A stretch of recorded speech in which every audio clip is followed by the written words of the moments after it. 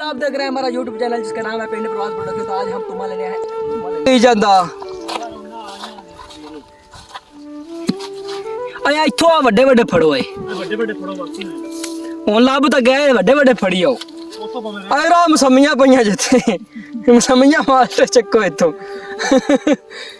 ਉਹਨਾਂ ਦਾ ਫਾਇਦਾ ਮੈਨੂੰ ਕੌਣ ਦੱਸੇਗਾ ਕਿਹੜਾ ਮਾਹਿਰ ਤੁਮਾ है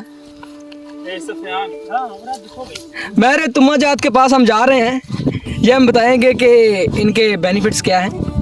हाँ यस, ये जानवरों के लिए इसकी मेडिसिन तैयार की जाती है और ज़्यादा थे हाँ इसकी जानवरों की मेडिसिन तैयार की जाती है और ये इंसानों की मेडिसिन के लिए भी मुफीद है। और ये बवासीर का इलाज है, मौसर इलाज है बवासीर का।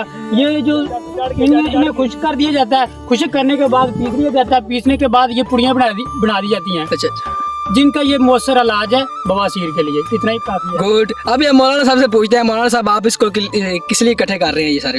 ये मज्जों के चार के लिए इस्तेमाल होता है। मज्जों के लिए आप चार बनाएंगे इसका? जी।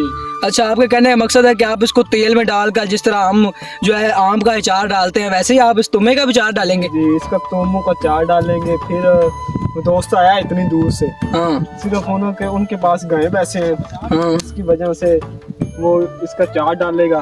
फिर चार डालने के बाद गाँव भैंसों को डालेगा। इससे गाँव वासियों को क्या फायदा होगा? गाँव भैंसों के अंदर जो बीमारियां होती हैं वो खत्म हो जाएंगी, जैसा कि इंसान के अंदर बीमारी जो होती है। कौन सी बीमारी के लिए मुफीद है? मुझे तो ये बताया गया है कि इनके जो मैदा है वो अगर खराब हो, मैदा जो है साफ कर देती हैं बिल्कुल। ये जो है तुम्हें होते हैं हाजमेदार होते हैं, जिससे डंगर पट्ठे अच्छे खाते हैं, जिससे दूध भी अच्छा देते हैं।